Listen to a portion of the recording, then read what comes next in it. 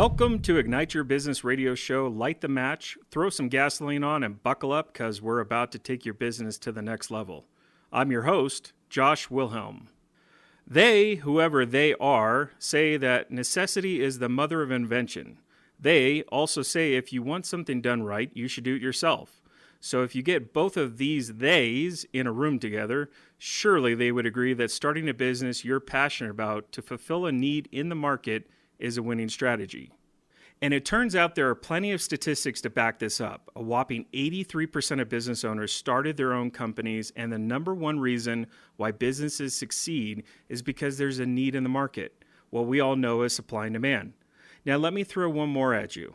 Food is one of the most popular industries for entrepreneurship. You've heard this story before of friends and family saying, "Your food is amazing, you should open a restaurant." Here at Ignite Your Business, we get really excited when we meet passionate entrepreneurs who took a risk because they knew they could do better than what was already being done in the market. Today, we have with us a husband and wife team who saw a need to provide healthy school lunches for kids and decided to throw caution into the wind and start their own school lunch delivery business right in the heart of Orange County, California. Please help me welcome to the show Jonathan and Eileen Bonoon, founders of the Lunch Mob, a school lunch delivery service that is now exploding into at-home lunch deliveries. Jonathan and Eileen, welcome to the show. Eileen, let's start with you. For our listeners that are not familiar with the Lunch Mob, would you mind sharing a little bit more about you guys? Okay, so the Lunch Mob started 5 years ago. It is a school lunch delivery service. We cater to mostly private schools here in Orange County, preschool to 12th grade.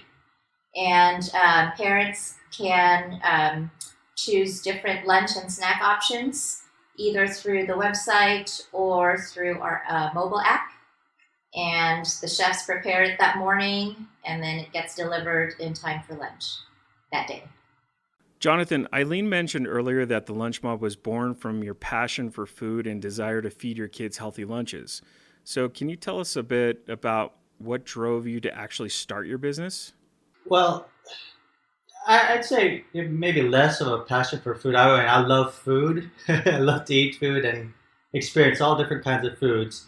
The real thing about it is 5 years ago, we were kind of tossing out some ideas on with respect to our kids, how to get them to eat better. Because frankly, just like every other parents in Orange County, we're working full time, 8 to 12 hours a day sometimes. And when we get home at night, we kind of lack that, let's use the word passion into having some really good food for our kids. So we end up just packing them whatever's off the shelf, something easy, because we really don't want to spend a whole lot of time on it at night when we're all so dead tired. And quite frankly, we want to spend a little bit more time with our kids too. So what we inevitably ended up doing was just pop in some chicken nuggets in the toaster oven, or just to slather on some peanut butter and jelly sandwiches and call it a night and say, okay, that's your lunch for the next day, kids. Sorry. And so,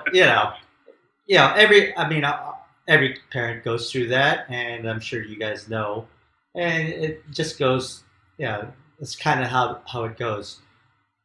But, we thought we could do better for them. We thought of, is there something out there that we could do better for these guys? And so that's kind of how it started brewing in our minds on what is out there right now that's better than what we brown bag for our kids, and also what's better than what they're getting at school. Because we hear quite often that most parents say, this is something that my kid wouldn't like, or they don't simply find it very appetizing. So, hey, let's think about it a little bit more, and that's kind of how it was born. Eileen, you're a teacher and you kept your day job, but Jonathan, you left your previous career, and might I add, was a very lucrative one in the engineering world, to start the Lunch Mob. I'm sure there are a lot of folks out there right now wrestling with the same decision making, which is when is the right time of turning your side hustle into your main gig? Jonathan, can you tell us how you personally decided when it was time to venture out on your own? Sure. Well, kind of a little bit of background. 5 years ago, when we decided to jump into this venture, I was in my 19th year of in the aerospace business, a very technological and corporate environment as well. Started as an engineer and worked my way up to a program management position. So did that for the past 19, almost 20 years at that point. But something inside me just told me that there's got to be something better for me to do. Don't get me wrong, I enjoyed my life at that point. Very comfortable, very lucrative. But at the same time, just going through started just going through the motions. It just felt to me, I didn't really want to do this for the rest of my life and having to really answer to other folks in my career. So Eileen and I talked about it, jumping off of the idea that I mentioned about lunches for kids. And so, you know what, there might be something into this, and perhaps this is something where I could take the leap of faith and do this and make a better choice, a quality of life. For instance, something that I'm passionate about and I could do it on my own, have the ability to control my own destiny in a sense. Now, having said that, there was the risk of leaving a little bit of that comfort zone. So it's a bit challenging and scary at first, but I thought with our kids being young and still had a lot of energy at our middle age right now, so we thought about it, and I think it was the right time to just jump in and take that risk. And 5 years later, here we are. Wow, Jonathan and Eileen, I am thoroughly impressed with your passion and your story. But you know what? We're just getting warmed up. We're going to pause for a short break. When we come back, we're going to talk more with the founders of the Lunch Mob and try and get to solve the million-dollar question every parent's mind and the riddle that plagues us all. What do kids actually want to eat for lunch?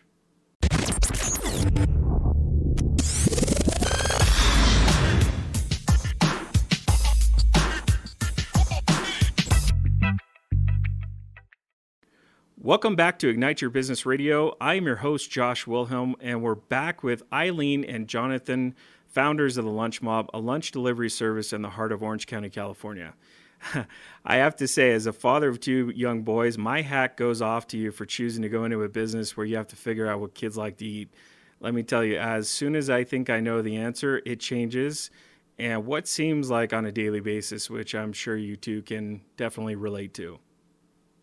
With many parents hearing for the first time in the last couple of weeks that students and teachers will not be returning in the fall, more and more parents are providing their kids lunches during the school day, where they had previously relied on a school lunch program or just throwing a quick Lunchable meal together.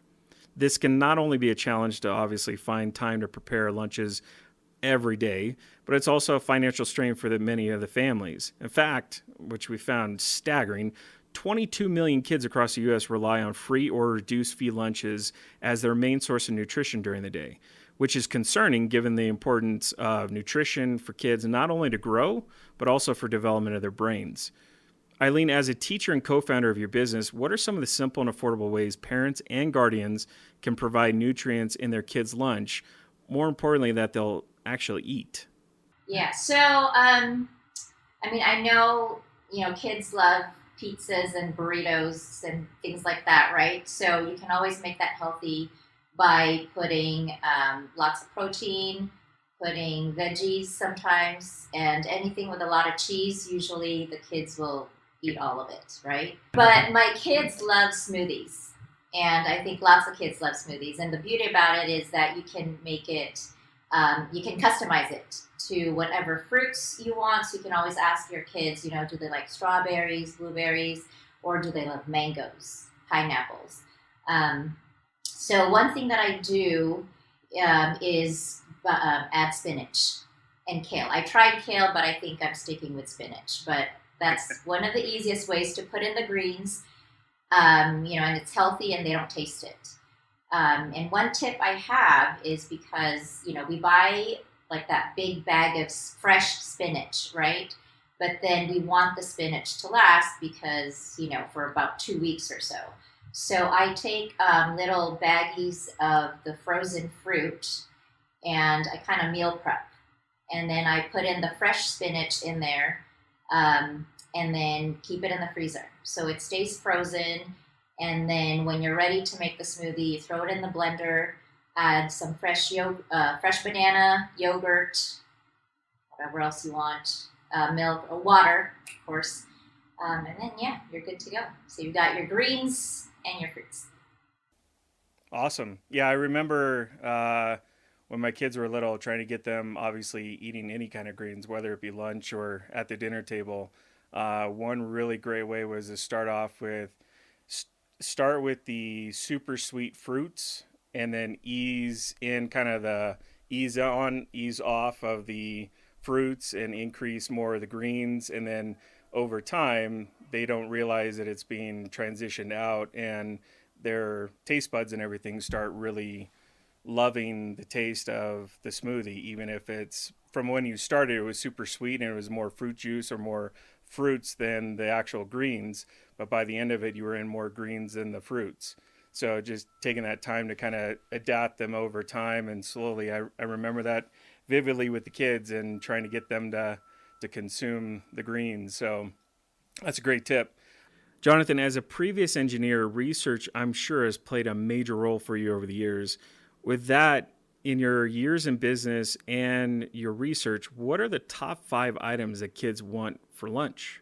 Yeah, so I'm big into numbers and analytics and how trends start and stop. And with the lunch mob, certainly that I use that fully and how we design our menus. Of course, we started our business promoting freshness, wholesomeness, and nutrition-based foods. But the key there, just because we were saying healthy foods, and automatically when folks hear healthy foods, they think, oh, it's not tasty. But to Eileen's point, there are certain ways to make these healthier foods actually appetizing, especially for kids.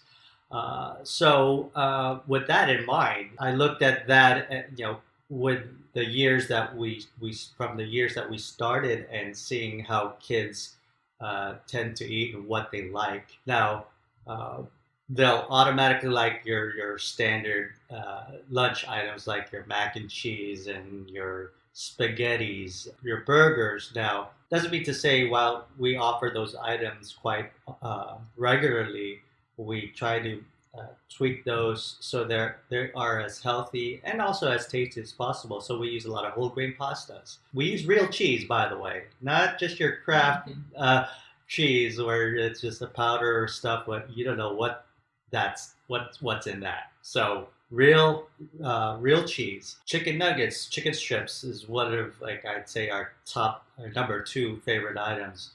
We don't fry our chicken nuggets like most restaurants and fast food establishments do, which we feel a less healthier way to prepare chicken strips. So we panko crust the hand trimmed and all natural chicken and oven bake them, which quite honestly that maintains the crispiness that kids like also. So we found that to introduce those types of techniques and tactics on making those foods a little bit more appetizing, more healthier, and kids will pick up on it. To bounce off again what Eileen said, trying to get kids to eat more veggies and more healthier ingredients. Just like you mentioned, Josh, kids tend to shy away from foods that they see there's green in them or any of that sort. So we try to hide that by maybe mixing that into our sauces. We have many sauce dishes that we incorporate and mix in a little bit more vegetables in it so that hey, the kids are getting their serving of vegetables, but by the way, they don't really know what there's no green in them, so they'll tend to pick up on that and be okay with tasting that and consuming that as well. So, but bottom line, Josh, having simply made foods with simply fresh ingredients is really the way to go on getting kids to eat uh, healthier and at the same time make it more appetizing. That's where we found as the years went by is is how we get kids to pick up more of the items that we offer. I also wanted to add too, by the way, while I mentioned we offer those very common items you see on the lunch table: mac and cheese, spaghetti, burgers. Although our version is just a turkey burger, a little bit more healthier option. I make it a point to try to get kids to go out of the box a little bit from those standard items. For example, we offer items like chicken tikka masala, arroz con pollo, chicken chow mein, teriyaki chicken bowls with brown rice, a very healthy and extensive line of fresh made soups. So we want and encourage parents to open up their kids' palate, if you will, and try different foods. And the way that we've raised our own boys uh, sometimes does work, by the way, is to get them to actually start off really early on experiencing different types of foods. I think that's really the key for them uh, to not be as picky as most parents would like to say their kids are very picky, and I get that from customers all the time. They're very picky. So what can you offer me? But if there's any advice that I would give to parents is very early on, try to get them to experience as many different types of food as possible. So you could get them to start appreciating different types of tastes and whatnot instead of just keep feeding them the same thing over and over again. That will kind of box them in a little bit, as I've found. Eileen, given the almost certainty of schools not returning in person in the fall for at least a lot of states, I'd like to ask you to put on your teacher hat for a moment. And what advice do you have to help parents whose children are having to do the distance learning again while they're trying to run their business? Well, I guess the first thing is, kind of know that it will be difficult. I think it's a challenge for everybody.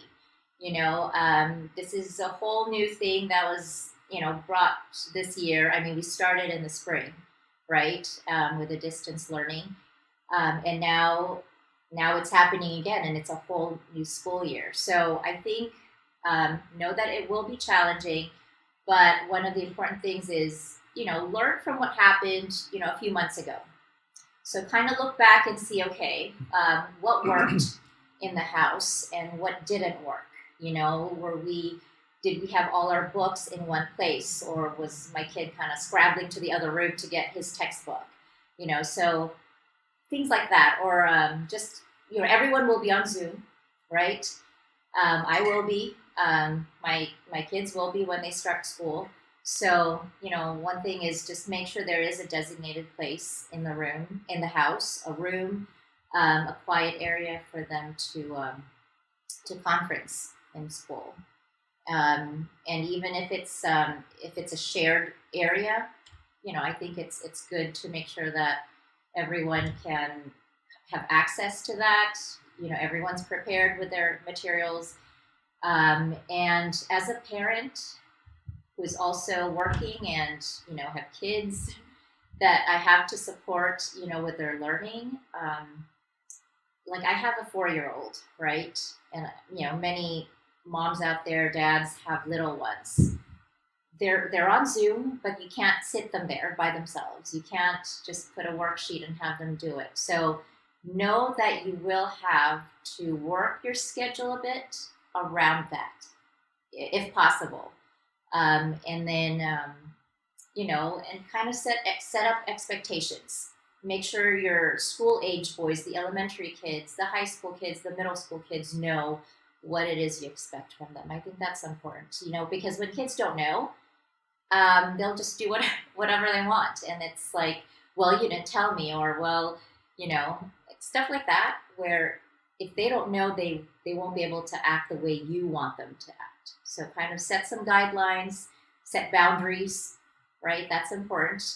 Like make sure you tell them, okay, mommy's going to be teaching in the room for 3 hours from this time to this time. So make sure, not to come in, and don't be afraid to ask for help. We're very lucky and fortunate that his parents are able to help us out, a bit. So just let them know, like between these times, not to disturb me unless, it's emergency. Now, let's swap out the teacher hat for your parent and business owner hat for a second. Some might say it's swapping out for the hard hat. Both being a parent and a business owner are challenging in their own ways. But as a business owner and a parent, how have you had to adapt with at-home learning while running a business? Well, keeping a schedule. Yeah, keeping a schedule, but I guess I'm the guy with the hard hat on and really running the business operationally day to day. While Eileen will help out, from time to time at home, because we do tend to do some work outside of our kitchen and do a lot of our administrative stuff at home. So the adaptation for this new environment we find ourselves in, that's a great question. Well, I will say that it almost feels like we're starting over again in a way, because like many businesses out in Orange County, we've had to shut down and clearly was out of our control. And at the time earlier this spring, I think we had a really good momentum on going into the next fall to show a little bit more growth in our finishing our fifth year of business. And so all that kind of just went in a complete standstill, and you're wondering, oh my gosh, what's going to happen? So there's a lot of soul searching and digging on for us, and I'm sure for a lot of businesses out there. And how do we hang on and survive? Luckily, my experience and our experiencing for the past 5 years was really born out of that. I know this may seem somewhat of a cliche, but failure is one of the key lessons that I've learned is something that would help us out in persevering certain phases during our growth. Like I said, we're only 5 years old, but we set expectations as a new business owner, set ourselves expectations that, 5 to 6 years, there's got to be a lot of growing pains. And I will say that first 2 years was really challenging for us, trying not only to keep sane on a new way of working and trying to keep normal life at home, but not being totally experienced on how to run a new business, trying to find that first customer, controlling your costs. And so that's a lot of the stuff that I learned. And, I wasn't perfect, kind of tripped up along the way, learned from it. So for me, my takeaway is I had a lot of failures and struggles to begin with, but having to persevere and keep my feet to the wheel and keep going was something really important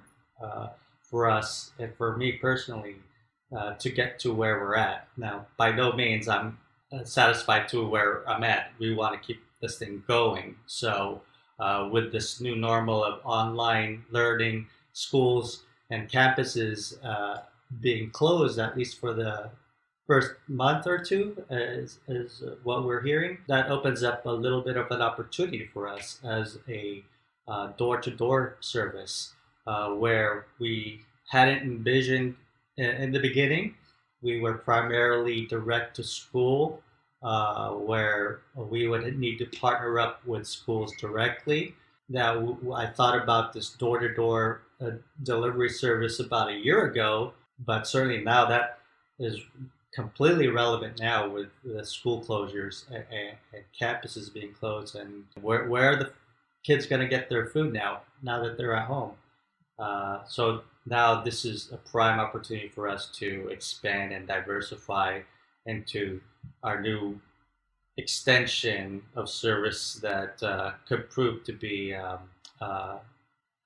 very exciting opportunity for massive growth for the Lunch Mob. Wow, Eileen and Jonathan, I can't tell you how valuable of information this is that you're sharing with us. And it feels like we're just getting warmed up. But let's do this. After this short break, do not go anywhere. We're going to come back with the Lunch Mob and learn the secret behind their success.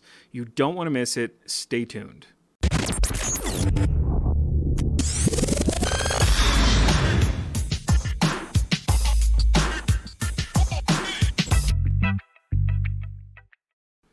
And we're back with Eileen and Jonathan, owners of the Lunch Mob lunch delivery service in Orange County, California. You know, with schools being closed now, surely your business is being affected. Going through this time of change has forced many businesses to reevaluate their services, their delivery models, their staffing levels, really everything. Jonathan, would you mind sharing what adjustments and changes have you as a business had to make during this time? Well, certainly in this COVID time that we find ourselves in, first things first, we've adjusted to increase the safetiness of operations and the employees that we have in the kitchen. Ensure to ourselves and to our customers that we're doing everything that we can to maintain the healthiest environment that we can. Now we're already under the guidance and direction of the OC Health Department, just being a food service business already. On top of the COVID pandemic, we certainly understand the need to communicate those guidelines and protocols that we observe to our customers to make sure they feel as safe for and trusting for us to be able to serve their kids. On the business side, of course, and I mentioned it to you before, with the school closures coming up and this coming fall. Honestly, didn't really anticipate that until we were told a couple of weeks ago that would happen. So, but I did have anticipated that we would certainly be our growth would certainly be strained a bit for this year. Luckily, having a little bit of foresight from last year on introducing our new service coming up next month on a direct door service mitigates our risk to this new environment. I certainly would have wished we had diversified to that path a little bit more earlier, which would have been able for us to sustain a little bit more of our business when we shut down in March. But, having said that, better to do it now than not at all. Having that going for us this coming fall will certainly help not only mitigate our losses this quarter, but also potentially provide growth for the entire business and industry for that matter, because I certainly don't see anyone else doing this at this point in our region.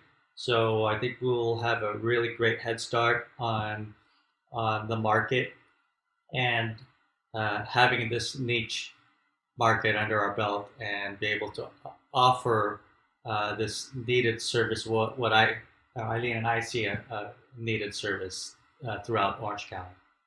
I want to do a little kind of soul searching here for a second and ask you, what lessons have you learned about your business and really about yourselves during this time, both from a professional and personal standpoint? With regards to what's happening now, obviously we came up with this idea because we felt, kids needed healthy lunches. Parents wanted to provide for their kids. So great, this is what we do. And then now that schools are closed, they still have to eat, right? So that's great. This business just, it overcomes like the problems that that people need to eat no matter what, whether school's in session or not. So I learned that, this is the great place to be, that we can still provide the service no matter what, no matter when, I guess is one of the things that I learned about the business. And as, personally, I learned that, starting your own business takes a lot of sacrifice. Yeah. I mean, I think everyone, experiences that. There's things you have to give up. There's things that, you'll have to say, okay, it'll have to wait. We'll get there at some point. And it takes everyone's help, really, everyone's support. Family, especially for us, friends and family, have been a great, help, with just getting all of this started and moving forward. Yeah. She was. Yeah. Ali mentioned sacrifice. That's the right word for it. Starting a business. I mean, like I mentioned earlier, I'm coming off a quite lucrative career in the aerospace business. So it took a lot of sacrifice for both of us to decide that I'm just flat out leaving. And so not only the financial sacrifice that comes with it, but also time sacrifice. Now, having said that, interestingly enough, I have been having more time with my family, which I really enjoy most of all by starting on my own, which I wouldn't be able to have that advantage if I had stayed on my career path.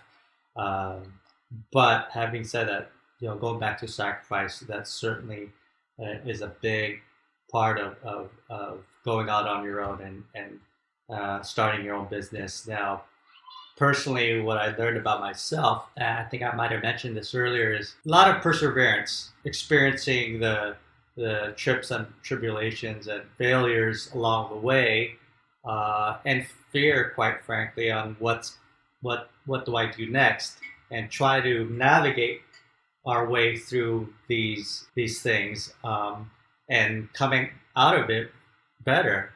I learned that I'm able to do that and be strong enough to get through those things. And now that I know that I can do that we can do that together as a team, it gives me a lot more confidence that we can continue to do that in our next phase of growth. Like I said, we're basically completing our 5 years, about fifth year. I dare to say a lot of businesses don't last that long, or at least struggle to last that long. So I'm really thankful that we've gone this far and have the opportunity to go further as well. So perseverance and having the will to keep going is definitely a strong point, and I found that I have a strength to do that.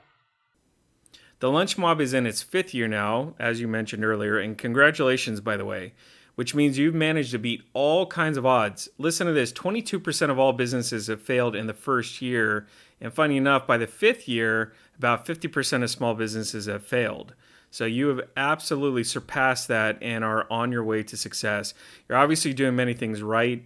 I want you to take a second and think about this. If you could pick only one thing, what would you say has been the key to your business success?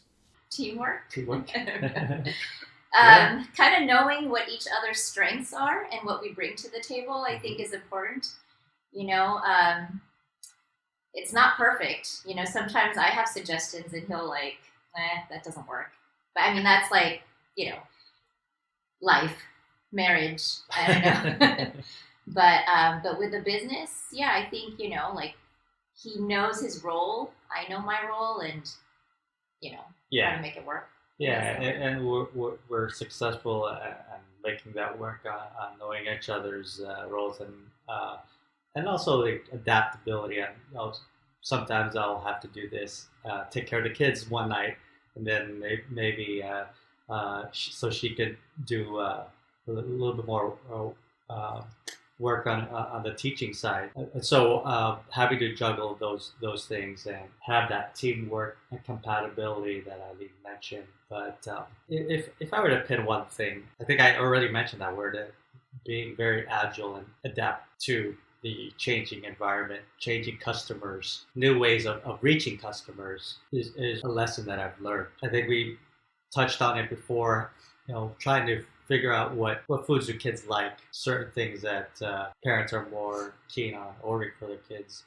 Originally, we had such a massive list because we tried to introduce variety to our menu. We had to adapt to know that the customers really, while they say they like that, they really don't want too many choices, and adapt to their kids' taste and knowing what they actually want. So having to go through different iterations of what will designing our menu will be for the next month was important to not only keeping our customers happy and satisfied, but also gathering momentum and gaining new customers within a particular school. So being very agile and more keen on adaptability, what the customer environment was one thing that I'll take away. We're going to take just a moment to think back, and I want you to think way back, pre-COVID, all the way back to 2015 when you first started your business. If you had the ability to go back to that time, what would you do differently in how you started your business? I think I would say marketing. At least for our business and for us personally, I would tell myself to put more investment in marketing, especially in a niche market that we are in. Try to get that customer and get as much of a customer reach as possible. Back when we started, we really started from the ground up, really more grassroots and keeping things, at least for me, in-house and to minimize the risk as much as possible, and which means not putting a lot of money into certain things and sacrificing that part of the company, and instead put it into more getting the operations going. So we did sacrifice a lot, I'd say, our marketing, and which in retrospect maybe would have been got us going a little bit faster, maybe 6 or 7 months ahead to where we were at the time, and as far as being able to reach more customers and reach more schools. So for any budding entrepreneur out there that is in a niche market and trying to introduce a new product or service out there, I would encourage them to focus and maybe spend a little bit more time and investment on marketing, because that's really where you get bread and butter, making sure you're can sustain growth for your company. It was only about 1.5 to 2 years when I started experiencing that. So that's what I wish. I wish I would have spent a little bit more investment on marketing. Marketing was kind of like, I'm a consumer, right? We're all consumers. I mean, no, but I go through Instagram, I go through Facebook, Yeah. I'm on Amazon. Yeah. I mean, when I look for, products, this versus that, I mean, the marketing appeals to me. I mean, I guess that's the type of consumer I am, is what I'm trying to say. So there were a lot of times that, I would tell him to, we need to do this. We need to make it look like this. And he's like, no, but, it's going to cost you money. And no one's going to care about that. And I go, I would care about it, but it's true. I mean, I guess, I'm glad that, we both, find the value in definitely marketing your product. Especially the new way of marketing. You know more than I do, Josh. Social media is huge, and getting that piece right, which I admit we are trying to get right now, and we're not there yet. But I do see the value in that now than I did 5 years ago. I wasn't completely convinced that we would gain that much by concentrating that part, but I think I'm changing my tune on that. So As I mentioned a little bit earlier, I'm a bit of a movie buff, and one of my favorite movies is Back to the Future. By the way, I love to ask this question to our guests, but in your case, who would be Marty and who would be Doc? your dog? I think you're Marty. I am. I'm Doc. I think I'm Doc. Yeah, getting into the Okay. test tube scientific way of doing things. That's me. She's Well, definitely well- Marty. Based on your last response, I think maybe Eileen might be Doc, and Marty needs to listen to Doc more often. So, just that's what I was thinking. in fairness, Fair enough. but I'll still take that answer. I still like it. Now let's fast forward. Let's say 5 years to the year 2025, and again, with COVID and everything, that's going to feel like it's probably 10 to 20 years later. But nonetheless, let's think ahead to 2025. Where do you both plan to have the Lunch Mob in 5 years' time? Well, we hope for the Lunch Mob to be one of the premier, if not the premier, lunch service option for school kids in Orange County.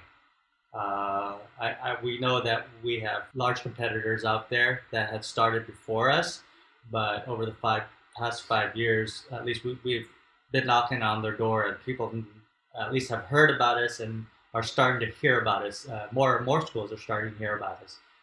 Now, with our new service that we're introducing next month, we hope to a huge explosion of people knowing more about us, given the need of lunch options for the kids at home.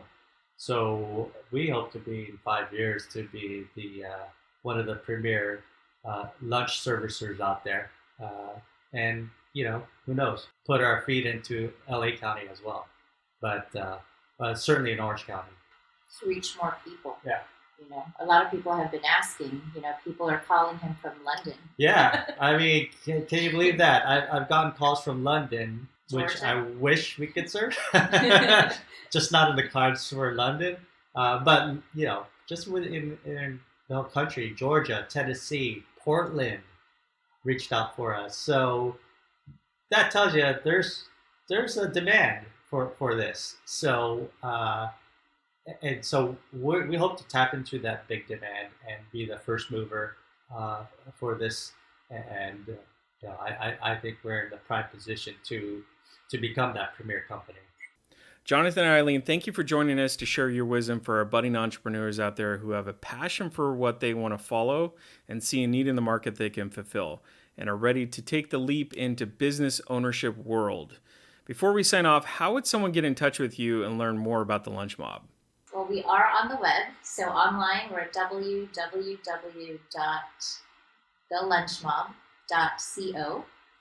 And you can follow us on Facebook at The Lunch Mob and on Instagram at The Lunch Mob. Awesome. Well, thank you so much for sharing that, Eileen. And I implore anyone out there that's listening, definitely the ones in the Orange County area, reach out to Eileen and Jonathan at The Lunch Mob. They have a fantastic service out there and just exploding business. So definitely contact them at your earliest convenience.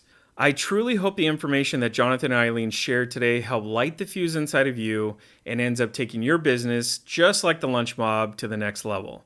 Until next week, I'm your host, Josh Wilhelm. Have a great and, more importantly, successful rest of the week, everybody.